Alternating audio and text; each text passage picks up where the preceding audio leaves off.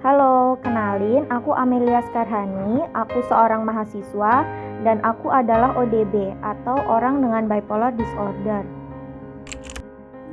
Awal mula aku tahu kalau aku bipolar disorder itu tahun 2019, tepatnya di bulan Oktober. Nah, sebenarnya aku sudah merasakan beberapa gejala yang aneh dari diriku ini sejak kelas 11 SMA, tapi karena aku tidak tahu apa yang harus aku lakukan, tidak tahu harus pergi mencari bantuan kemana, maka aku diem aja kan, sampai akhirnya sekitar semester 3, semester 4, aku baru mulai cari pertolongan profesional. Yang pertama aku datang ke psikolog. Di sana aku menjalani beberapa terapi dan sesi konseling selama beberapa bulan. Tapi aku merasa tidak ada perubahan yang berarti atau tidak ada progres yang aku rasakan. Jadi aku stop buat datang ke psikolog. Aku mulai menjalani kehidupanku seperti biasa lagi tanpa adanya bantuan profesional. Aku masih sering merasakan tiba-tiba aku sangat senang, tiba-tiba aku sangat sedih. Aku bisa mengerjakan banyak hal dalam satu waktu, dalam satu hari, dan aku tidak butuh tidur, gak makan juga. Bisa aku pergi jam setengah 8 pagi, jam 2 pagi aku baru balik keesokan harinya, dan aku gak ngantuk, gak kepengen tidur, gak butuh tidur. Tapi di hari yang lain aku benar-benar ngerasa sedih, gak berharga, gak berguna. Tapi aku merasa itu hal-hal yang normal aja. Mungkin memang lagi di umur segitu kita memang lagi ngerasain kayak gitu. Tapi di sisi lain aku juga melakukan self harm. Ini sebuah hal yang sangat tidak boleh dicontoh ya teman-teman yang ngedengerin ini. Aku ngelakuin self harm dan makin lama aku makin sering ngelakuin hal itu. Sampai suatu ketika aku habis main sama teman-teman aku. Di situ aku kepengen turun loncat dari motor. Aku bonceng teman aku dan aku bilang ke teman aku, berhentiin aku di sini, aku pengen loncat, pengen ditabrak truk saat ini juga, aku kayak gitu. Setelah itu aku tentu aja nggak boleh dong, teman aku nggak ngizinin. Tapi sampai kos itu aku nangis sejadi-jadinya. Aku nggak tahu sebabnya apa. Di antara semua fluktuatif mood yang aku rasakan, aku baru pernah nangis kejer itu waktu itu. Bener-bener nangis sampai keesokan harinya aku masih nangis, dan aku datang ke puskesmas. Karena katanya puskesmas di kota besar kan punya psikolog, tapi di kotaku ini ternyata belum ada. Jadi aku dirujuk ke rumah sakit. Bahkan sampai saat aku datang ke puskesmas pun aku masih nangis kejer kayak gitu. Aku dirujuk ke rumah sakit, ke psikiater, tanpa aku tahu psikiater itu apa. Maksudnya aku tahu psikiater itu dokter jiwa, tapi aku nggak tahu psikiater itu akan seperti apa, field khusus yang seperti apa gitu, aku nggak tahu. Aku cuma mikirnya mungkin psikiater sama kayak psikolog yang memberikan terapi dan konseling. Nah, aku baru datang ke psikiater itu 2 hari setelah kejadian itu, dimana aku udah happy, aku lagi seneng banget pokoknya, pengen lompat-lompat gitu, saking senengnya. Waktu ke psikiater dateng, dibilang kalau aku kena bipolar disorder. Rasanya tuh gak bisa dijelaskan dengan kata-kata sih. Kaget, sedih, tapi ada sisi senengnya juga, karena akhirnya aku tahu aku ini kenapa. Akhirnya aku gak menebak-nebak terus aku ini kenapa. Tapi rasanya tuh langsung down, putus asa juga.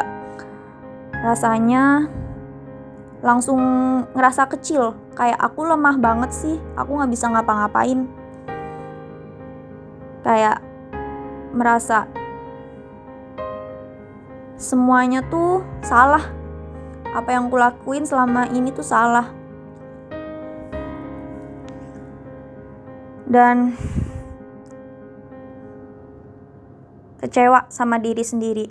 Kenapa bisa sampai kayak gini?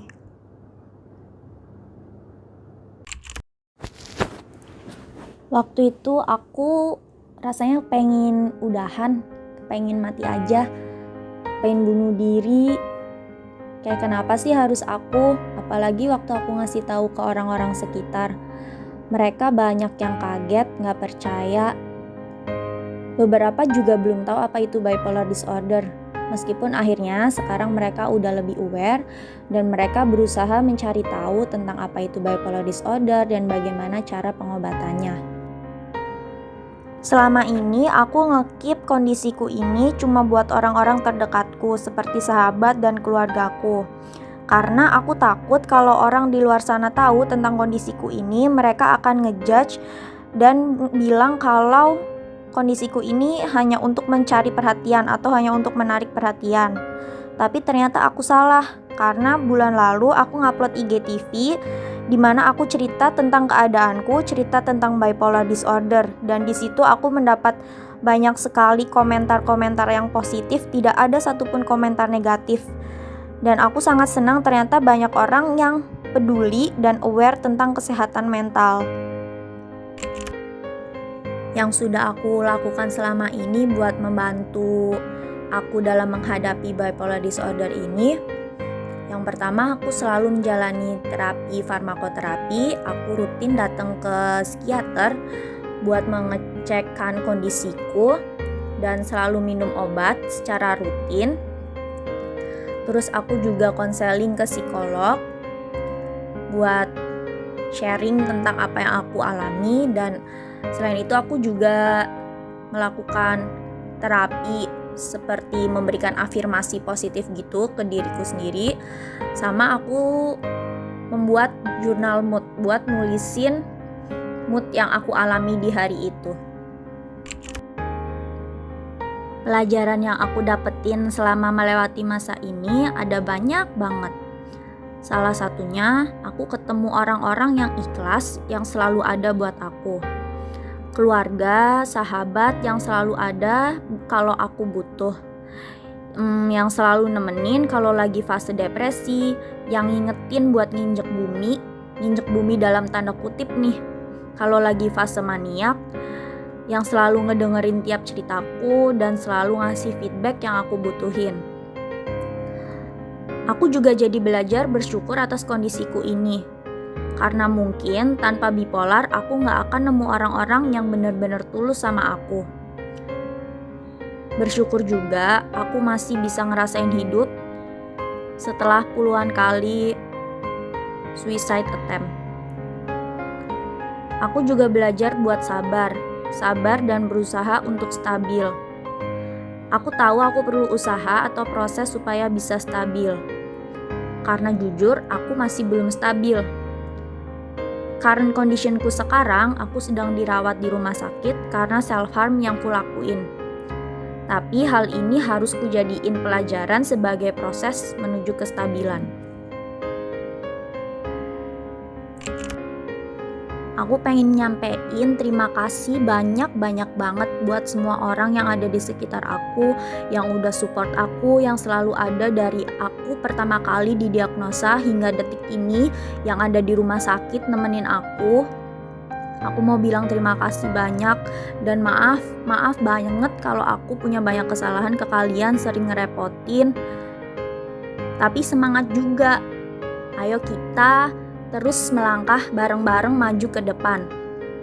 Dan buat teman-teman yang mungkin struggling dengan kesehatan mentalnya, please jangan self-diagnose, tapi kalian bisa langsung cari pertolongan ke profesional. Sekarang kita bisa pakai BPJS kok untuk pergi ke dokter jiwa atau spesialis kejiwaan. Jadi jangan takut biayanya mahal karena itu di-cover oleh BPJS. Dan please sekali lagi jangan self-diagnose, atau kalaupun kalian merasa belum butuh ke profesional, kalian bisa cari orang-orang terdekat kalian buat diajak sharing tentang keadaan kalian. Jadi jangan ngerasa sendirian ya. Terima kasih.